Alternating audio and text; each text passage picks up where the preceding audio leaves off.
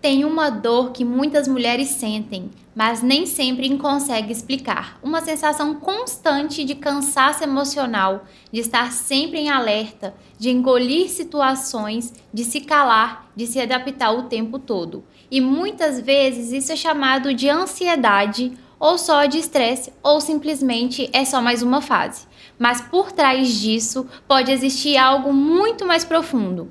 Hoje a gente vai falar sobre saúde mental feminina, mais uma vez em celebração ao mês da Internacional da Mulher. Mas principalmente sobre como a violência contra a mulher muitas das vezes é silenciada, tem um impacto diretamente sobre isso. Porque ela não está em casos extremos, ela aparece no trabalho, dentro de casa, nos relacionamentos e inclusive na rua. E no mês da mulher, esse é o assunto que precisamos falar com mais verdade do que romantização. Isso a gente precisa falar o ano inteiro, mas especificamente neste mês que apareceu tantos casos aí de feminicídios e de violência contra a mulher, isso precisa ser reforçado muito mais. Seja bem-vinda a mais um episódio do Elas Pode. Muito obrigada pela sua companhia até aqui. Fique até o final, porque esse bate-papo vai ser muito interessante. E também quero aproveitar e já falar para você se inscrever no nosso canal, deixar o seu comentário, enviar esse vídeo para outras pessoas, ativar o sininho para ficar por dentro de tudo que vem acontecendo aí, né, nos nossos episódios, receber e de mãos aí rapidamente as notificações de quando tiver um episódio novo ou os cortes que a gente faz também dos nossos episódios. Então não deixe de se inscrever, interagir com a gente aí nos comentários sobre a sua reflexão, a sua opinião, marcar as pessoas também, contar a sua história, contar a história de pessoas próximas a você. E para esse bate-papo eu recebo hoje a Natália Beatriz, que é psicoterapeuta e atua diretamente ajudando mulheres a entenderem suas emoções, seus limites e a lidarem com dores que muitas vezes foram normalizadas ao longo da vida. Hoje a gente vai trazer um olhar profundo e necessário sobre tudo isso. Natália, seja bem-vinda. Muito obrigada, Gabriela. É um prazer estar com vocês aqui hoje, né, para a gente falar de um assunto tão importante no mês das mulheres. Eu acho que é um mês que a gente precisa reforçar todos os cuidados que nós devemos ter, né, com a nossa saúde mental, que tem muito a ver com o nosso bem-estar físico, emocional e social. Com certeza, isso é muito importante mesmo. Natália, para a gente começar, eu gostaria que você contasse um pouquinho sobre você, sobre sua trajetória, quanto tempo que você, né, já está aí atuando, a sua especialidade, por que você escolheu essa profissão? Sim, eu sou de formação, eu sou assistente social, psicóloga, né? Eu tenho as duas profissões que foram feitas de forma intencional. Eu vivi uma infância muito sofrida, venho de uma família de mulheres, né, que passaram muitas relações abusivas. Eu passei violência física, psicológica, sexual na infância. Então, a escolha das minhas profissões foi um meio de escolher como lidar com esses traumas. Eu até falo que eu precisava muito de um assistente social, de uma psicóloga quando eu era criança, e eu não tive. Então, desde a minha adolescência, eu sempre gostei muito de ler, tive fome por leitura e estudo.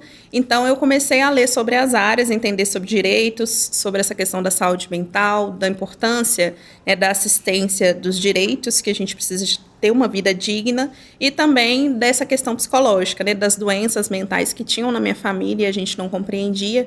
Então, a escolha das minhas profissões foi intencional, baseada na minha história, que foi uma história difícil, complexa, mas que por esse viés de não me conformar com aquela realidade, eu escolhi um caminho de ofertar esse apoio que eu não tive para outras mulheres. Então, desde a faculdade, o meu foco foi em atendimento em mulheres, né? Formei a faculdade de serviço social, eu já comecei a atuar com mulheres, né?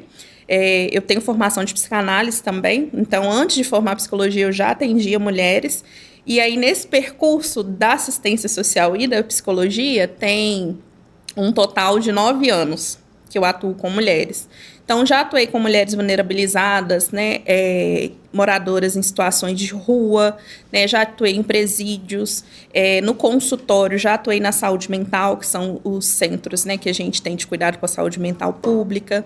Então, eu sempre estive engajada nesse meio da assistência, né. Eu falo que eu amo as minhas profissões porque eu me realizo por elas, né, justamente por conseguir ofertar uma coisa que eu sei que é muito difícil a gente encontrar um acolhimento no momento difícil. Assim como eu passei, mulheres da minha família passaram e tantas outras vivem passando aí, nesse mundo que a gente está vivendo, que infelizmente ainda não entende o quanto o direito da mulher precisa ser preservado. Com certeza, Natália, a gente teve até um episódio onde a gente falou sobre o direito das mulheres, aí a gente recebeu a Sônia. Inclusive, nosso episódio já está no ar aí, a gente lançou ele no início da semana. Vale super vocês assistirem, entenderem melhor os direitos que vocês têm, muitas vezes vocês não sabem. Entender o porquê que... Não tem um porquê, mas entender, reconhecer aonde isso começa, porque isso não acontece, não começa nunca da pessoa te batendo, nem nada não. Isso começa em pequenos detalhes que muitas das vezes a gente não percebe. Sim. Isso é muito importante a gente falar que, infelizmente, a gente... Acho que, se não todas as mulheres, mas a maior parte, 98%, já vivenciou alguma coisa. Porque, né, pelo que a gente conversou com a Sônia e pelo nosso conhecimento, a violência, ela não é só física, ela é mental, ela é patrimonial, sim, ela é manipuladora, muitos meios aí que a gente pode sofrer um abuso, uma importunação sexual no ônibus, sim, na rua, né? E, infelizmente, a gente tem que andar com os olhos para todos os lados, porque um simples desleixo da gente, a gente pode acontecer alguma coisa, né? E, infelizmente, inclusive, eu até comentei também que eu já vivenciei isso, de alguma forma, acredito que a maioria já vivenciou de alguma forma, e isso vem aumentando os casos, assim, drasticamente. Inclusive, sim, violência cibernética. Sim. Né? Eu até comentei no episódio um absurdo que teve aí durante esse mês sobre uma trend, que eles falaram que era trend, sim, nas redes sociais, homens fazendo vídeos de como eles reagiriam caso a mulher falasse não para ele. Sim. Um absurdo sem tamanho que, sim, fizeram em forma de humor. Então, assim, parece que isso normalizou durante a sociedade. Sim. E essa sensação de sobrecarga emocional constante é algo que você vê com frequência nas mulheres? É algo normal? É algo que vem acontecendo cada vez mais? Sim, infelizmente, porque eu gosto de falar que as violências contra nós mulheres, elas são uma construção social. A gente precisa entender que isso perpassa desde a nossa educação, né? Enquanto a gente se constitui enquanto sujeito, porque nós vamos sendo moldados pelo meio que nós estamos inseridos, pela educação, os acessos que a gente vai tendo. Então, é uma coisa que, socialmente falando, o papel da mulher é aceitar, cuidar, né, e servir. E aí, nisso, a gente cria uma cultura de normalizar não ter um bom tratamento, não ter acesso a coisas de qualidade. A gente tem um complexo de inferioridade que vai se criando e que poucas mulheres conseguem, às vezes, ter um ambiente saudável que não fomente isso. Então, é algo que vem desde a nossa infância, né? A gente tem esse aprendizado de que a gente precisa sempre fazer muito para a gente conseguir ter acesso. Então, acaba sendo uma barganha emocional. E isso vai normalizando com que tudo que é pra gente seja mais sofrido. Desde o fato de você ser mulher, a gente escuta muito, né? Desde pequena. A mulher sofre mesmo, mulher tem que passar isso mesmo, é assim. E a gente vai demonizando esse lugar no mundo que a gente tem.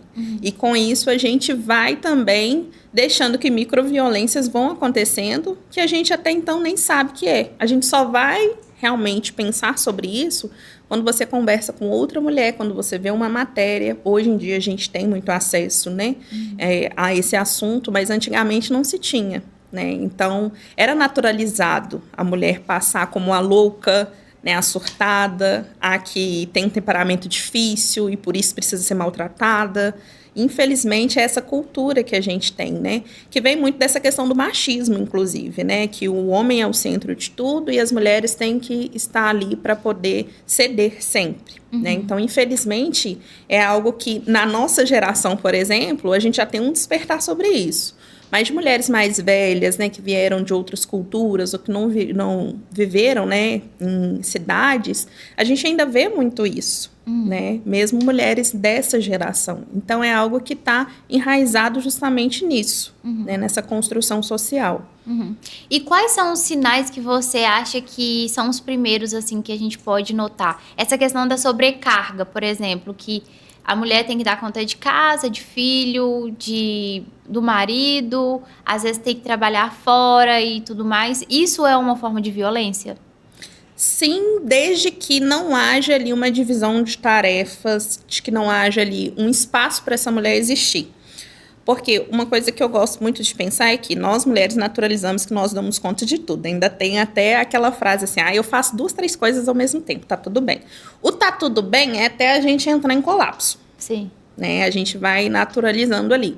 Só que muitas vezes isso vem de um silenciamento, de a gente entender que pode ter ajuda, que pode falar que não dá conta, que pode pedir para a pessoa colaborar mais. Então, esses sinais, eles vão surgindo quando essa mulher tem uma baixa autoestima, essa mulher não dorme, ela tem uma alta de estresse para além do normal, né? Ela não consegue ter foco, memória e atenção para as coisas que ela precisa, ela vive sempre frustrada, né? Ela não consegue, às vezes, ter uma regularidade de rotina que ela gostaria. E o primeiro ponto, quando uma mulher está entrando em colapso, ela começa a abrir mão de si. Ela não arruma mais o cabelo, ela não se vê na possibilidade de fazer uma academia, de comer direito, ela se deixa para depois, né? E aí as pessoas ao redor só vão perceber quando realmente essa mulher já está a ponto de precisar realmente de remédio para conseguir sobreviver.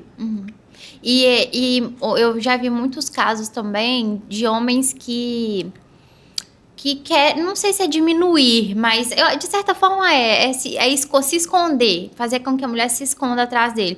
Reclama de maquiagem, reclama de passar um batom, reclama de usar certas roupas, de conviver com certas pessoas, de ir para determinados lugares. Isso também é uma forma de violência? Sim, porque, de certa forma, essa inferiorização que vai se enraizando é justamente para acabar com a autoestima da mulher. Mexendo com a autoestima, eu tenho uma pessoa insegura, essa pessoa insegura vai se apegar à pessoa que ela é dependente emocionalmente, né? Porque ela cria um vínculo, é uma pessoa que representa algo de confiança para ela. Então, ela vai ouvir muito a fala dessa pessoa, ela diminui a autoestima, ela começa a ter nomes pejorativos, que aí já é um tipo de violência moral, inclusive, né? E, consequentemente, ela tem a privação. É aquela pessoa que ela não pode, por exemplo, sair porque o marido, o namorado não deixa, né? Ela não pode fazer determinadas coisas porque o pai, a mãe ou o namorado, porque a gente tem violência também vindo de pais, né? Que são muito controladores. Então, o controle e a manipulação que visa te diminuir, te humilhar, te desonrar e trazer uma inferioridade para você que não é sua, isso é uma violência constante, né? E muitas das vezes a pessoa só vai se dar conta quando isso chega em proporções maiores. E por que muitas mulheres já vivem nesse estado de alerta e mesmo assim você acha que parece que elas não saem do lugar? Elas normalizam aquilo e falam assim, eu sou dependente dele, eu não sei o que, se eu sair fora, o que eu vou fazer? Por que você acha que elas ficam nesse lugar ao invés de tentar sair disso? Sim. Nesse ponto, é algo muito complexo, porque geralmente, quando a gente não tem a construção de uma autonomia desde cedo, a gente tende a se inferiorizar. Então, por exemplo, mulheres assim, que tendem a ficar em relações assim, são mulheres que já estão ali perdidas de si e depositam no outro, seja um namorado, seja um trabalho, seja qualquer outra coisa externa, a salvação dela. Ela investe toda a energia dela naquilo, para tentar, de alguma forma, sentir que está vivendo.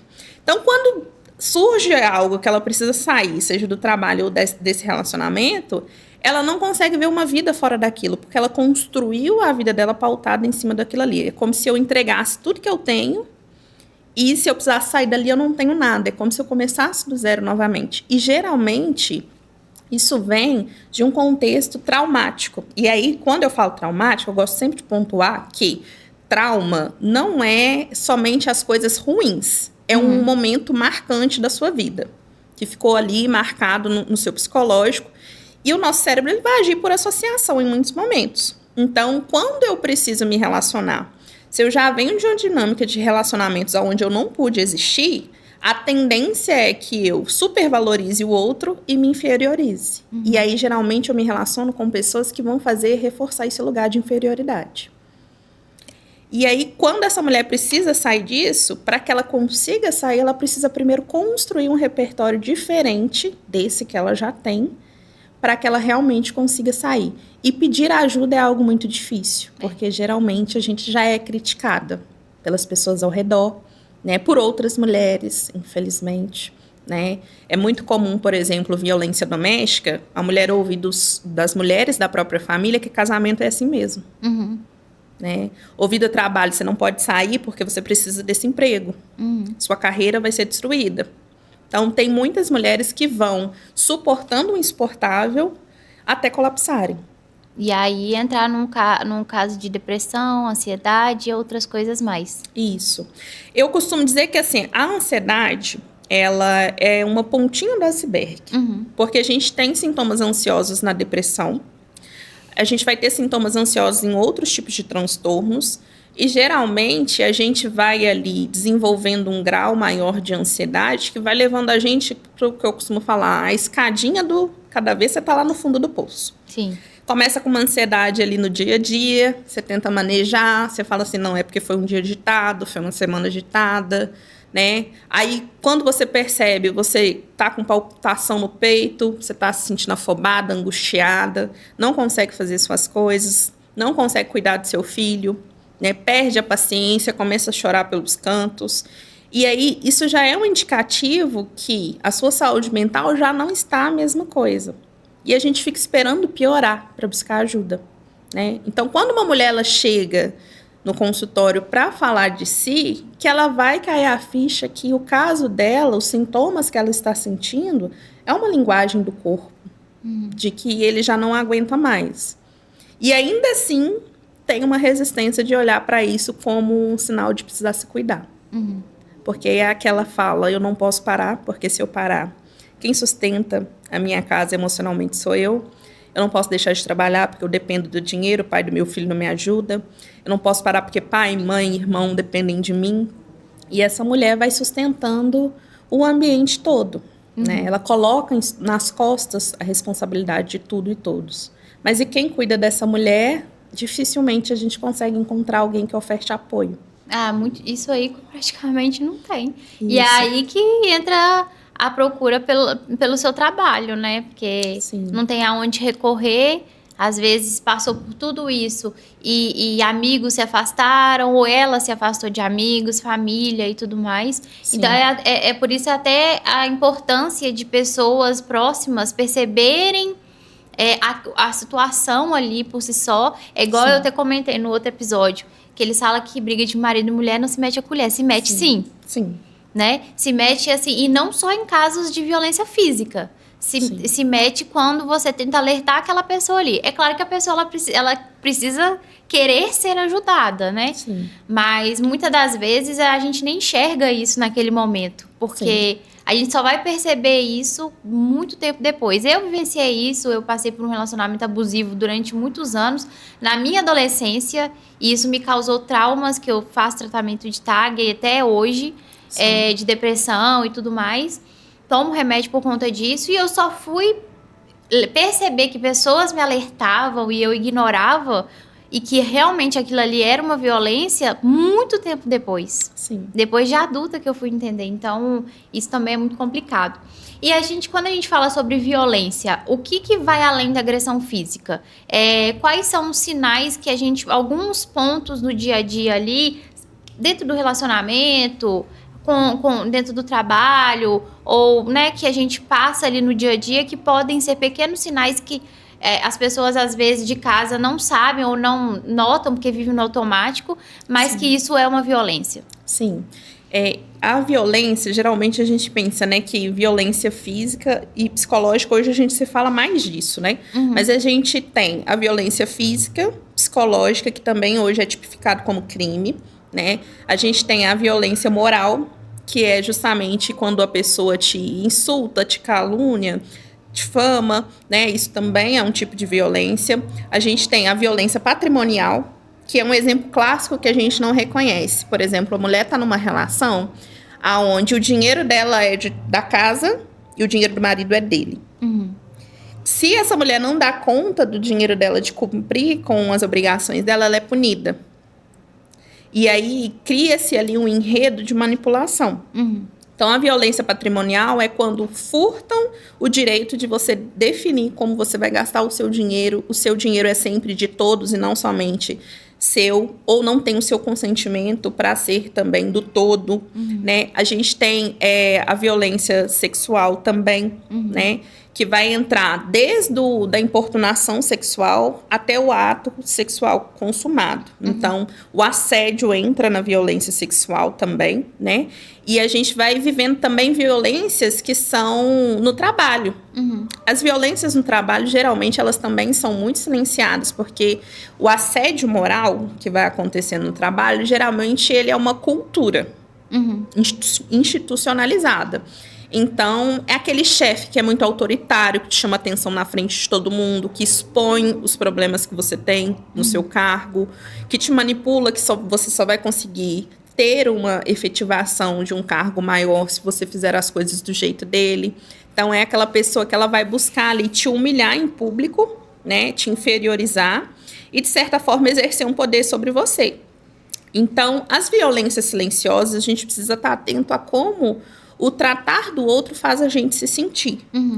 Porque se te gera insegurança, te gera medo, te gera ansiedade, te gera um estado de alerta, aquilo ali já é um pontinho para você prestar mais atenção. Seja em qualquer relação, né? E então, todo tipo de relacionamento que a gente está, que houve, né, ou há algum indício nesse sentido, já é um ponto para a gente prestar mais atenção, né? A violência física, por exemplo, ela não começa com a agressão. Ela vai passando por estágios, né, até que ela culmine realmente numa agressão. E quando ela culmina nesse lugar, geralmente o agressor, ele culpa a vítima. Ele fala que a vítima fez ele chegar até esse rompante.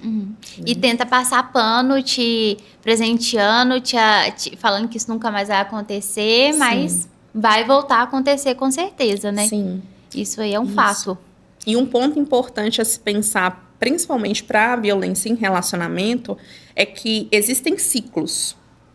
A pessoa te agride, ela coloca a culpa em você, ela vai lá e depois tenta te manipular para que tente te comprar de novo. Então, geralmente, aquela fase que a pessoa te mima, coloca a sua autoestima lá em cima, fala que precisa muito de você, ganha a sua confiança novamente e esse ciclo se repete. Aí, de um dia para a noite, ela começa a te inferiorizar, te humilhar, culmina na agressão e vai voltando tudo novamente. Então, a pessoa que suspeita que ela está em violência, seja ela de qualquer tipo, ela precisa prestar atenção na regularidade desses sinais. Porque se esse ciclo vai se repetindo, ali já tem uma violência existindo.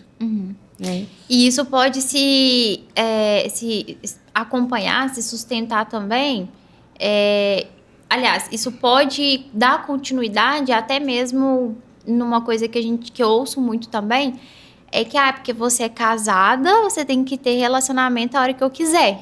Sim. Isso não existe. Você estando casada, namorando, noiva, solteira, independente ali, se você não quiser, não é não. Sim. Né? Não é porque você tá casada, se você não quiser ter relações, você não vai ter. Assim. E também durante o ato, independente do relacionamento que você esteja, do nível do relacionamento, se você iniciar algo, mas durante o ato você, né, se sentir incomodada de alguma forma, isso também é uma violência. Sim. Então, não respeitar o seu direito de escolha já é uma violência. E você tocou num ponto importante, porque tem muitas mulheres que, às vezes, procuram ajuda, inclusive ginecológica, né? De estar tendo incômodos na relação, e aí você vai estudar a fundo, geralmente a ginecologista manda para psicólogo também, né? E a gente vai entender que ali está acontecendo uma violência, que é o quê? A mulher ter relação sem o consentimento dela. Não é que ela sente dor na relação, é porque ela está sendo obrigada. Então, nesse lugar, acontece muito também da gente ter um relacionamento e a gente se obrigar a ter o ato sexual somente pela insistência, né? Muitas vezes pela barganha que o outro vai oferecer. Ah, se você não fizer, eu vou ter que procurar fora. Tem essa famosa frase, né? Tem mulheres também que falam isso. Eu faço de tudo no meu relacionamento para eu não ser traída. Tem esse medo também que nós mulheres temos. Então, esse tipo de violência, ele acontece e às vezes é naturalizado. E geralmente a pessoa só vai se dar conta que ela sofreu uma violência sexual depois. Sim. Quando ela for pensar direito no que aconteceu. E para a pessoa que fez, um clássico também é você estar dormindo e o seu parceiro te procura e tem ali qualquer ato libidinoso com você sem o seu consentimento. Isso é estupro. E muitas mulheres não sabem disso, né? Não têm essa consciência. E a gente só vai ter depois. E aí é um caminho tortuoso perceber isso, porque não é fácil você perceber que passou por violências e que você não teve ali respeitado a sua existência. Sim. Isso se estende não só quando estiver dormindo, mas quando a pessoa estiver fora de si, inconsciente, Sim. ou tiver, não sei, algum tipo de transtorno que ela, né, às vezes um ataque de pânico em algum momento Isso. ali, e tudo que ela não tiver sã naquele Isso, momento. aproveitar da vulnerabilidade. É. E isso também se estende a outro lado, que é as mulheres que às vezes não têm o seu...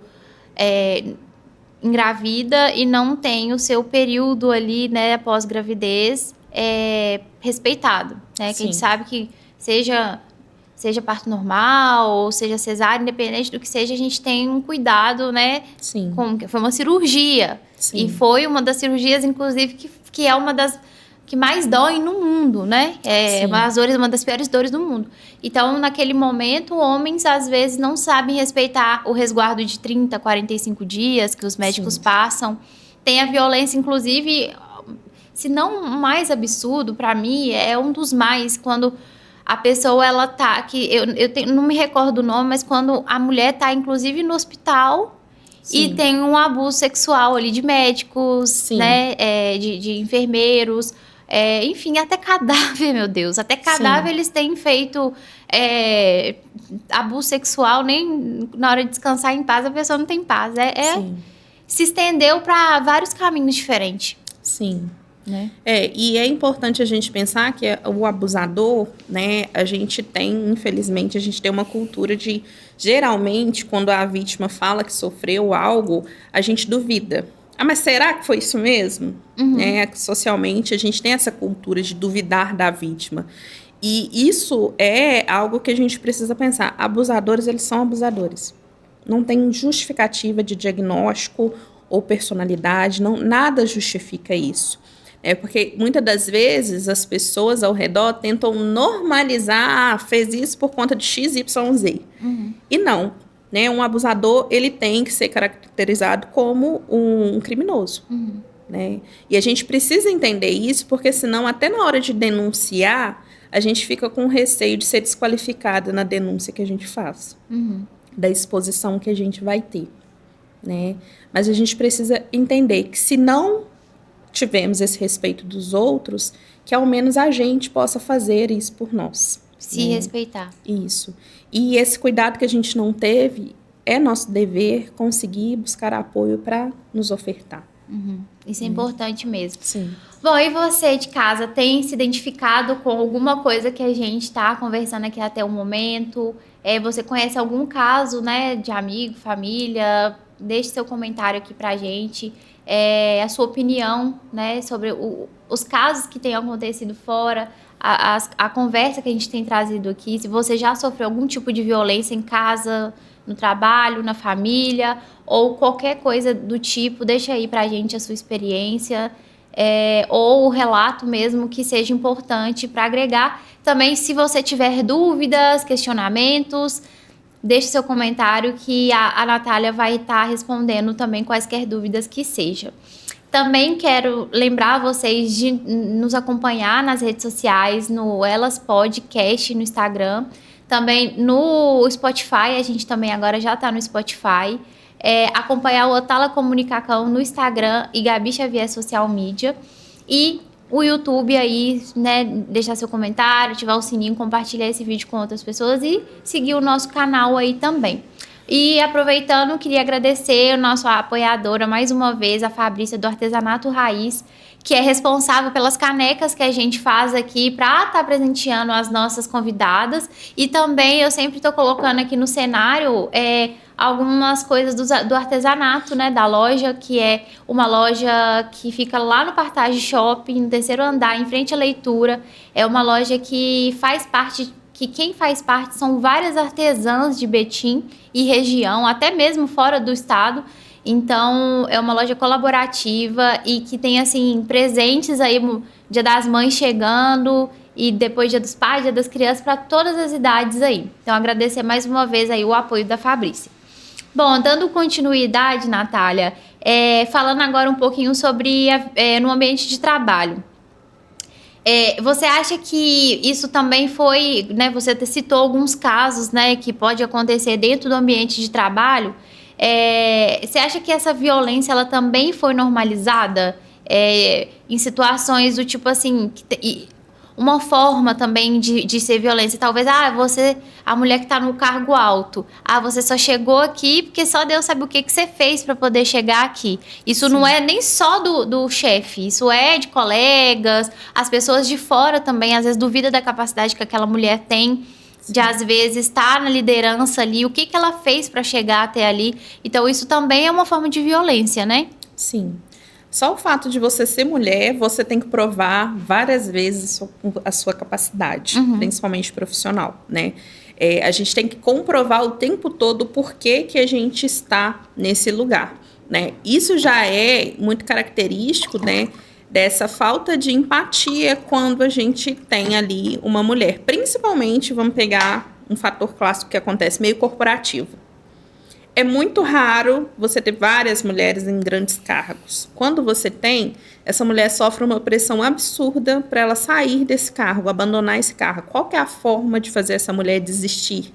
Né? É justamente essas microviolências. Então, é aquela mulher que ela tem que lidar com a difamação o tempo todo, ela tem que lidar com o fato de tudo que ela entrega é questionável, a gestão dela geralmente sempre é mal avaliada. Né? Porque tem esse impacto de pensar que para grandes cargos, grandes salários e dar conta de gerir grandes equipes, somente um homem pode estar nesse lugar. Então, para a mulher já é muito difícil acessar um lugar de destaque. Quando ela acessa, é por meio de uma trajetória bem tortuosa até chegar lá.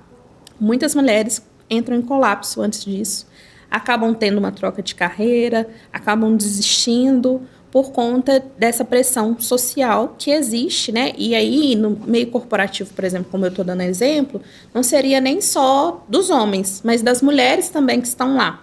Porque muitas vezes a gente associa que é melhor ter um chefe homem do que um chefe mulher. Tem empresas, inclusive, que têm essa cultura de não contratar mulheres para gerir equipes. Isso é... E a desigualdade ainda, muitas pessoas... Isso melhorou muito, mas sim. Muitas pessoas acham que isso não existe. Existe, sim. A desigualdade de salarial, a desigualdade sim. De tratamento com essa mulher, de benefícios que muitas das sim. Vezes as mulheres têm ali. Para mim, empresas que não respeitam o momento, às vezes, da mulher quando ela está grávida e vai ser mãe, isso também Sim. É uma forma Sim. De não respeitar o momento dela e é uma forma de violência também, né? Sim, inclusive tem pessoas que têm receio de comunicar que estão grávidas na empresa, justamente por saber que ao retornar da licença, provavelmente elas vão assinar a demissão. E aí a justificativa é sempre a empresa não precisa mais do seu trabalho, ou a gente não consegue se adequar agora que você é mãe. Né, você não vai ter a mesma capacidade de antes. As mulheres escutam muito isso, tanto que tem mulheres que têm muito receio de engravidar quando estão em uma empresa que não valoriza essa trajetória, né, cíclica que nós mulheres temos. Né? Então, é muito comum a gente, às vezes, adiar um sonho em função do trabalho. Né? Ou já entrar em desespero na gravidez, né? E aí a gente precisa falar sobre isso. do estresse que vai gerando na gravidez com medo de perder o emprego. O que vai ser? Então, essa mulher não tem o sossego nem de ter uma gestação tranquila, porque ela fica com receio de perder o trabalho. Sem falar que muitas das vezes, na hora que você também está procurando um emprego, você é questionada de um monte de coisa na hora da entrevista. Sim. Ah, você é mãe? Quantos filhos que você tem? E dependendo... Com quem eles ficam? E dependendo do que você falar, isso já pode ser até uma forma de ser descartada ali logo de cara, né? Sim. Isso, infelizmente, acontece muito também. Agora, falando sobre essa violência fora de casa e fora do trabalho, na rua. Como que essas vivências constantes podem afetar o emocional da mulher? Por exemplo, infelizmente, eu já agora eu tenho a oportunidade de ter meu carro, de dirigir mais tranquila, mas até mesmo no trânsito, a gente, tinha que ser mulher, Sim. né? Alguma coisa que a gente vai fazer ali de errado ou fora de atenção, ou às vezes nem é nada mesmo, tinha que ser mulher. Sim. Ou a gente tá no ônibus, o homem fica encoxando, fica... Sim. Casos, infelizmente, de homens se masturbando, né? Dentro do ônibus, vendo uma mulher normal ir no trabalho sem trabalho nenhum. Tipo, a mulher, ela fala assim, porque tá usando roupa curta, porque é isso, porque é aquilo.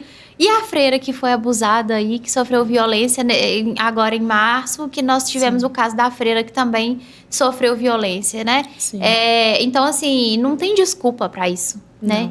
Mas como que isso você acha que pode afetar esse emocional dessa mulher? O que ela pode desencadear na psicologia, né, na saúde mental? O que ela pode desencadear com isso? Sim.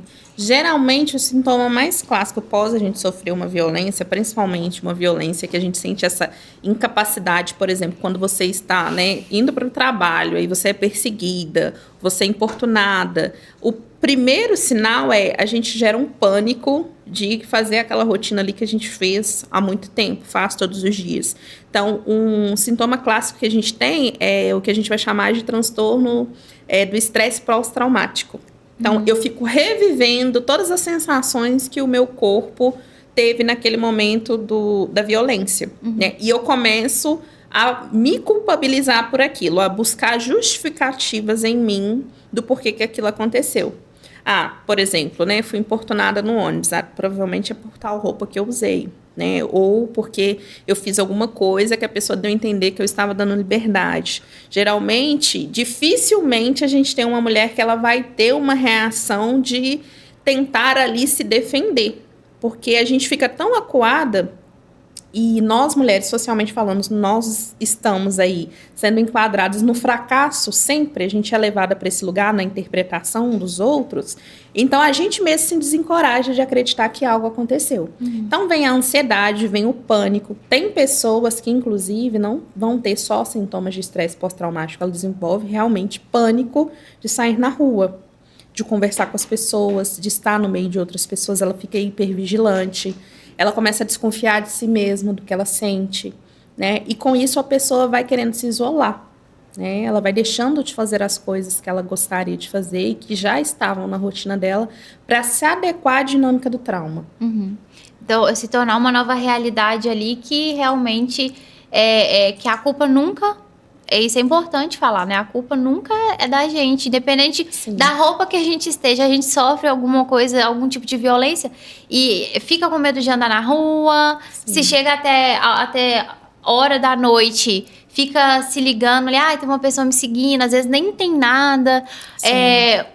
Casos de Ubers que tá acontecendo o tempo todo aí, agora a gente teve uma atualização no aplicativo que agora a gente vai ter a opção de chamar Ubers mulheres, né? Justamente por essa situação aí que muitas têm vivenciado de violência. Então, tem até casos, inclusive, de restaurantes já se adaptando que caso a mulher perceba que está sofrendo algum encontro que marcou na internet e está ali no restaurante, algum tipo de importunação, que a pessoa tem algum tipo de gesto, algum tipo de comunicação, que o próprio restaurante ele vai se fazer ali de prontidão para tentar tirar aquela mulher daquela situação. Então, é a sociedade se moldando, não só a mulher, mas é a sociedade, estabelecimentos, ferramentas se moldando aquelas situações que a gente vivencia todos os dias e que, na verdade, tinha que ser erradicada pela raiz. Mas não que isso seja errado, né? Se isso é uma coisa que a sociedade impôs desde os primórdios, isso é uma coisa que realmente tem que ser feita, mas é complicado, assim. É uma coisa que vai passando de geração em geração, a gente acha que vai ter fim, mas infelizmente isso não tem fim. E a importância, né, das mulheres que são mães de tentar, assim, é claro que a gente não pode se culpar e a gente não consegue acompanhar a trajetória de um filho por muito tempo. Mas a importância de saber educar um filho ali, de respeitar a todas as mulheres ao seu redor. E inclusive, eu vi um vídeo de uma criança, um menino, deve ter uns 5, 6 anos, respondendo para a mãe o porquê que ele achava errado aquelas trends que estavam acontecendo ali. Sim. Então, a importância de saber da educação aí desde sempre, né? Sim, porque a educação é a via para que a gente realmente consiga ter uma sociedade mais estruturada para a gente lidar, né, com o acolhimento com a mulher. Então, hoje em dia a gente vive uma era de muita informação, a gente tem acesso a muita informação, mas a gente precisa também qualificar esse acesso que as crianças e os adolescentes têm, né? Então, é dentro de casa que a gente precisa já dar exemplo e educar essas crianças para que elas saibam respeitar, né, a mulher, o filho, né, saiba respeitar as mulheres ao seu redor. Isso começa em casa também, não naturalizando que eles criem, né, um comportamento agressivo, para que eles também reproduzam esse reconhecimento fora, né, porque infelizmente, hoje socialmente falando, inclusive eu vi um vídeo de experimento social em São Paulo, que uma mulher foi agredida nesse experimento e as pessoas, ninguém ao redor fez nada. Todo mundo continuou vivendo sua vida normal. Então, isso é reflexo do que a gente, enquanto sociedade, se vê engajada, né, nessa questão de direitos, né, de assegurar que a mulher possa ter ali um cuidado, inclusive se ela for uma pessoa desconhecida ao nosso redor. Isso acontece o tempo todo e casos, assim, de... Não só na sociedade, mas muita gente acha que isso não existe, mas existe. A questão de crianças sendo vendidas em cidades e pontos mais que não tem uma visão tão grande ali, em comunidades, em favelas, em países... acho que isso no Brasil não tem, tá? Mas tem, tá, gente? É a questão da mulher receber uma proposta de emprego para ir trabalhar em outro país e nunca mais você fica sabendo. O que justifica tanta gente desaparecendo, tanta mulher, tanta criança desaparecendo aí e nunca mais você nem ouviu falar, né? Então é o cuidado também da gente ter que ter com as nossas filhas, não só os homens, da gente educar os meninos, mas as meninas desde sempre a falar, ó, isso aqui é errado, né? Se você não pode falar com estranhos. Eu vi um vídeo agora, semana passada, que eu trouxe pra Sônia também, de uma mãe que ela tava, acho que ele tava limpando casa, arrumando casa, a criança tava, a menina tava se fazendo, brincando, qualquer coisa, parou um carro do lado da rua, chamou ali a menina pra um doce, a menina foi, a mãe deu tempo de perceber, porque a menina já tava entrando dentro do carro, e na hora que a mãe foi pegar ela, cascou fora. Então, assim, até mesmo a atenção, né, depois da criança grande e também desde pequeno ali, saber falar assim, olha, isso aqui é errado, pessoa tal só pode colocar a mão até certo ponto, colocar a mão na sua perna, ela é errado, até isso aqui é seu seio, isso aqui é sua região íntima, ninguém pode tocar além de você ou de mim, né? Então, e muita gente tem um preconceito também com relação a isso, cara, é criança, a gente não pode ensinar e falar disso até o momento de alguma tragédia acontecer, né? Sim. Então, é uma coisa que a gente deveria... qual que é a sua opinião em relação a essa situação? Uma mãe, ela deve conversar desde sempre? Como que é isso para você? Sim, isso deve ser algo fomentado desde dentro de casa. Até porque, estatisticamente falando, em violência infantil, ela sempre acontece em um ambiente com pessoas próximas. Então, muitas das vezes a gente tem um receio dessa educação sexual, né, que acontecer na escola, de uma orientação, mas em casa a gente não tem essa criança, às vezes esse adolescente está passando por alguma situação que viola um direito dela, que é esse direito de segurança e proteção. Então, nesse sentido, a gente precisa sim educar as nossas crianças, principalmente porque um abusador, ele não tem cara de abusador. Não.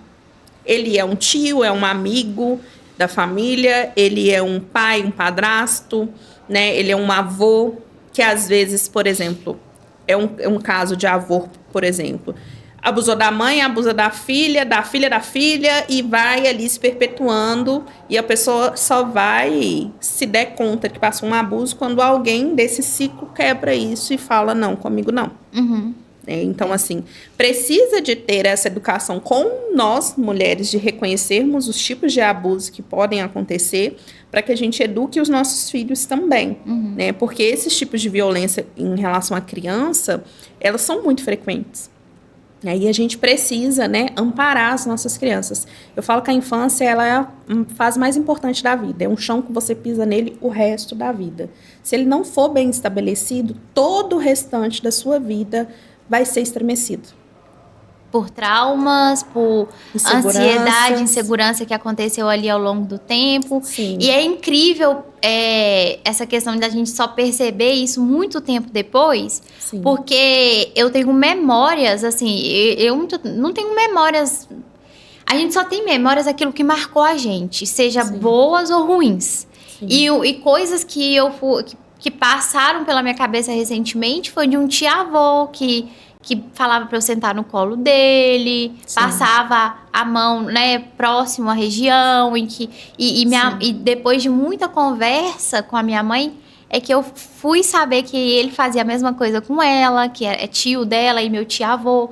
Então, assim, e aí a gente se pergunta, já falei assim, mãe, por que você nunca falou isso com ninguém?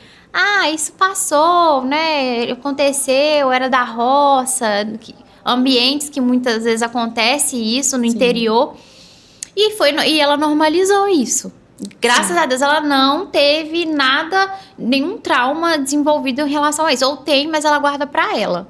Ela não afetou isso.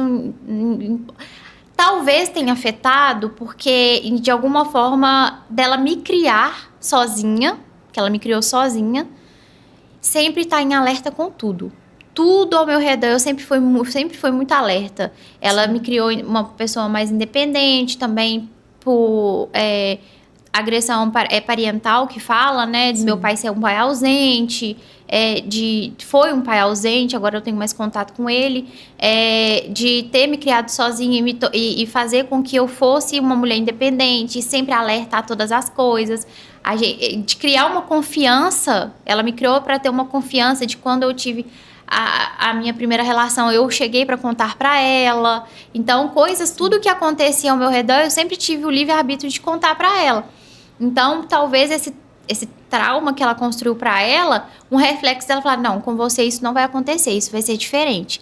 Mas, às vezes, também a gente tem que ter ciência que, às vezes, isso não acontece, a gente não tem controle de tudo. Sim. Até porque ela teve que estudar, né? Também é assistente social, ela fez serviço social também. Ela teve que estudar e me deixar com a minha avó. Ela se culpa até hoje de ter sido em algum momento isso também é um tipo de violência com nós mesmas. Sim. Mas eu tenho que dar um futuro melhor pra ela, mas ao mesmo tempo é ruim, eu tô perdendo a infância dela. E ela se culpa disso até hoje. Eu lembro, eu tenho o livro da formatura dela, ela me pedindo desculpa pelos momentos que ela se teve ausente, porque depois de adulta que ela foi fazer uma formação e ela tinha que trabalhar o dia inteiro e chegar à noite para a faculdade. Eu ficava o dia inteiro com a minha avó e me pegava de madrugada, praticamente 1h da manhã ela me pegava lá na minha avó para eu dormir. O pouco tempo que ela tinha era dormir comigo. Então é uma situação que muita gente vivencia isso, né? Então é uma realidade, infelizmente é uma realidade, né? Sim.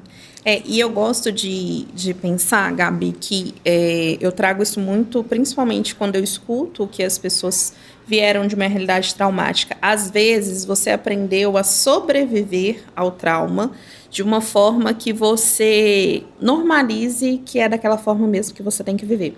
Mas vou te dar um exemplo que a gente, às vezes, não reconhece. Histórias como essa da sua mãe são histórias de muitas mulheres, né? Sim. Uma forma do trauma te paralisar você não vai dar certo em relacionamento nenhum, porque você vai fazer más escolhas. Uhum. Você vai passar por novas retraumatizações de outros tipos de violência, porque você vai naturalizar que o lugar do sofrimento é o seu lugar. E você vai se culpar pela criação dos seus filhos. Você vai se culpar de ter seguido, mesmo após esse trauma. É muito típica essa frase, mas ficou lá no passado. Não ficou, tá ali. Tá. Enraizado na forma como você vê a sua vida. Inclusive do acesso que você se dá, de cuidado, de se ver numa perspectiva de poder crescer, prosperar. E aí, quando eu falo prosperidade, não é só no sentido financeiro, mas é de autonomia emocional, de você bem dizer o seu nome, as coisas que você faz, se reconhecer, né? Poder se dar o acesso sem se culpabilizar pelas lacunas do que você não está conseguindo fazer. Então, é uma eterna não sou o suficiente. Eu não me sinto suficiente, né? Isso é muito comum na geração das nossas mães, inclusive, porque elas deram o melhor, elas são o melhor, mas ainda assim elas não se sentem o melhor. Não. Elas se culpam, de alguma forma se culpam por ter dado o melhor ali que ela pôde, mas ao mesmo tempo não ter conseguido ter o tempo que ela precisava. Isso também é uma forma de violência de trabalho, no ponto que eu enxergo a situação seguinte. Acredito que isso é um dos motivos, inclusive, de nós mulheres tá se tornando cada vez mais empreendedoras para tentar conseguir ter um equilíbrio entre trabalho e entre a casa, entre ter um momento com o filho e entre trabalhar, porque mulheres que trabalham CLT, é muito difícil ela ter o convívio ali com o próprio filho. Ou o filho tá na creche, desde novinho, porque a vida não pode parar, ela precisa trabalhar. Sim. Ou ela tá com a avó, com a tia que tá cuidando. Então, até esse é um dos motivos que a gente já comentou aqui no podcast também, que é um dos motivos que muitas mulheres têm migrado de carreira e têm investido o seu tempo ali, né, como empreendedora. Isso quando não é um caso, às vezes, mais extremo, que o salário é tão baixo, a gente tem que lidar com um salário mínimo, um salário baixo, muito baixo, que a gente tem que ter as duas coisas. Sim. Ser empreendedora e trabalhar no CLT para conseguir ver se dá conta. E aí isso ainda piora a situação no convívio que você tem ali com a família. Isso é um dos motivos também que a gente já notou que as mulheres, às vezes, estão se tornando mulheres empreendedoras, né? Sim. E o empreendedorismo, ele entra num lugar de a gente tentar ter uma liberdade, mesmo que não é uma liberdade como a gente gostaria, porque empreender não é romantizado, a gente não pode romantizar isso. Não. Porque é extremamente difícil e solitário, né? Muito. Mas é como se fosse uma oportunidade dessa mulher existir e conseguir sustentar as funções que ela tem. Que é equilibrar pratos e tudo numa bandeja só. Sim. Essa é a realidade. Isso. E ainda assim, é difícil porque tem pessoas que vão virar para você e falar assim, mas você só empreende. Vão naturalizar que você está melhor do que uma pessoa que está CLT, quando, na verdade, é um desafio tão grande quanto. Sim, né? Ou às vezes maior. Exatamente. Porque muita gente fala assim, eu vou entrar para o empreendedorismo para me conseguir ter mais tempo. Vai falar aí você que estava em casa à noite aí no hospital acompanhando paciente. Sim. A gente tem que ter que, pelo menos no início, ser nosso advogado, ser nosso atendimento, contador, BPO, fazer a parte operacional, fazer prospecção, fazer tudo. Sim. Ainda dar conta de vida social, de família, marido, cachorro, periquito, papagaio, dar conta de tudo isso e a gente só tem 24 horas por dia. Exatamente. E por isso que às vezes, muitas das vezes, a gente realmente fracassa com nós mesmas. Hoje eu não vou fazer minha unha, não tô tendo tempo para fazer sobrancelha, não tô tendo tempo para poder ir num cinema. Não tira um momento ali, quando você vai ver, você sobreviveu a vida inteira, você nunca fez uma viagem, nunca fez um passeio de qualidade, porque não tem tempo. Sim. A mulher, ela tem que dar conta, justamente, acaba tendo que dar conta de tudo. Sim. E o desejo dessa mulher vai morrendo. Vai. Em detrimento de dar conta de tudo, a gente não se vê nessa perspectiva de poder desejar. Ah, eu quero hoje ir passar a tarde no salão sem sentir culpa, por exemplo. Uhum. Aí eu vou tirar parte desse dinheiro aqui para mim. Uhum. Eu não me vejo nesse lugar de ter acesso. Uhum. Porque é como se eu não pudesse desejar coisas boas para mim. É pesado, porque a gente se sente sozinho. Uhum. E quando você tem ali um momento de um estalo, de pensar assim, não, eu posso fazer uma viagem para mim. Você comenta com alguém, a pessoa fala, nossa, mas você vai gastar dinheiro com isso? Aí você já para e pensa, não, é melhor não gastar o dinheiro. Porque ele vai ter que ter um outro caminho aí, enfim. Bom, Natália, a gente está caminhando para o final e eu queria que você me falasse, na sua opinião como profissional agora, qual é o primeiro passo para uma mulher sair ou começar a lidar com essa situação em que ela vive hoje e como que a psicoterapia pode ajudar nesse processo? Sim, isso é um assunto bem importante, porque nós mulheres, nós não aprendemos que nós podemos ser ouvidas. Uhum. Isso começa na dinâmica de relação de nós mulheres com outras mulheres mesmo. Geralmente, não sei se você já passou uma situação, você vai falar com alguém algo sobre você e aquela pessoa te interpela e começa a falar sobre ela. Sim. E aí você perde até o interesse, se sente desimportante e não fala sobre você. Então, um ponto muito importante que a gente precisa pensar é que a gente precisa construir relações ou um ambiente seguro para que a gente possa falar sobre as nossas questões. Esse ambiente seguro não diz respeito somente à ajuda psicológica, né, ou médica, mas se você tem um amigo, uma amiga de confiança, um parente de confiança, comece a estabelecer uma proximidade para falar sobre as suas questões. Fomentar que você tenha uma rede de apoio é um ponto muito importante. Claro que a gente precisa selecionar isso a dedo. Você não vai falar das suas feridas, né, em um mar de tubarões. Né? A gente tem muito essa expressão. Então, um ponto importante é a gente conseguir estabelecer uma relação de confiança conosco e para partilhar isso com alguém. Uhum. Porque a partir do momento que eu compartilho com alguém, eu começo a perceber a importância de me cuidar, de me tratar. E aí, isso te encoraja a ir buscar ajuda, né? É claro que nem todo mundo vai ter acesso a conseguir uma relação de confiança para fazer isso. Em casos que isso não seja uma possibilidade, né? Uhum. A gente pode buscar os órgãos públicos que a gente tem para isso, né? Então, a gente tem aí o acesso à mulher, à delegacia da mulher, né? A gente tem o Ministério do Trabalho para casos, né, de assédio no trabalho. A gente vai ter o DISC psicológico, que é o CVV, que a gente pode ligar para conversar com um profissional sobre o que a gente está passando e receber orientações, que é o 188. Né? Então, a gente vai tendo acesso a buscar ajuda e ter um encaminhamento, porque muitas vezes, nessas violências, a gente não sabe do nosso direito, a gente não sabe como proceder. Né? Então, ter uma orientação é muito importante. E a gente tem aí, né, dentro da nossa política pública, os órgãos que são voltados para assistencializar essas pessoas vítimas de violência. Então, quando a gente entende sobre isso, fica mais fácil para a gente chegar até a terapia. Porque a terapia, ela é esse ambiente seguro. Você vai poder falar sobre as suas questões num ambiente onde vai ocorrer o sigilo, só vai ficar entre você e a profissional que te atender.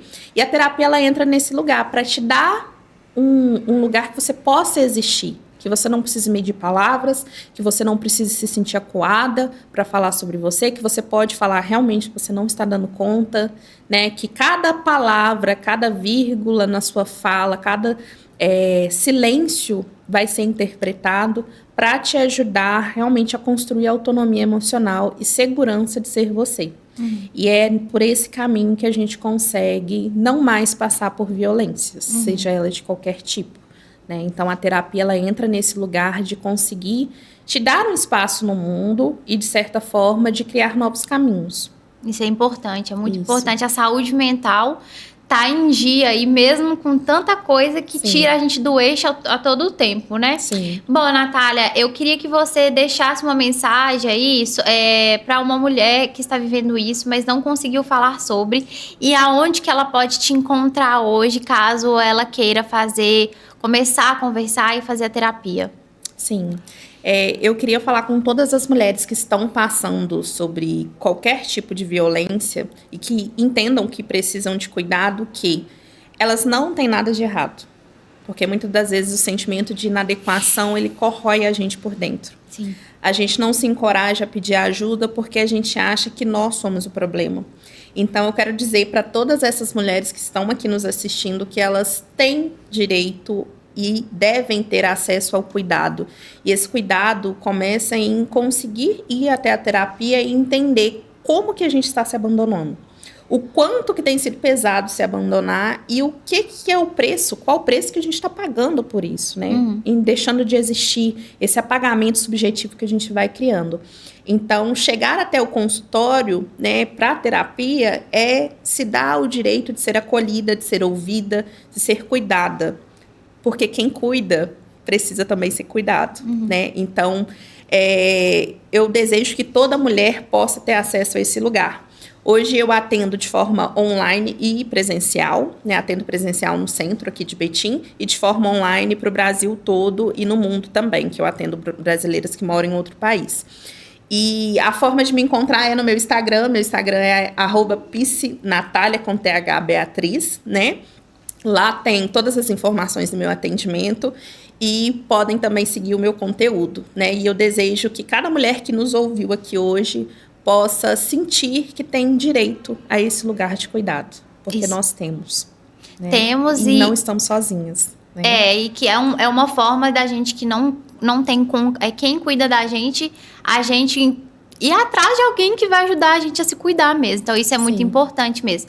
Natália, muito obrigada pela sua participação. Foi muito importante nesse mês da mulher a gente falar sobre esse assunto. Que muitas mulheres tenham se conscientizado mais sobre os sinais, né, de violência que elas podem estar tendo, de que elas apoiem outras mulheres, porque também a gente muitas vezes não tem sororidade com quem está ali próximo a gente ou quem está ao nosso redor, de certa forma. Que você denuncie se você está vivendo alguma situação como essa ou que está conseguindo ter uma noção de pessoas ao seu redor, né, que também está vivenciando isso. Então, é um tema muito importante a gente estar falando sobre isso. Queria deixar aí mais uma vez você que nos acompanhou até aqui, né, que você deixe seu comentário aí.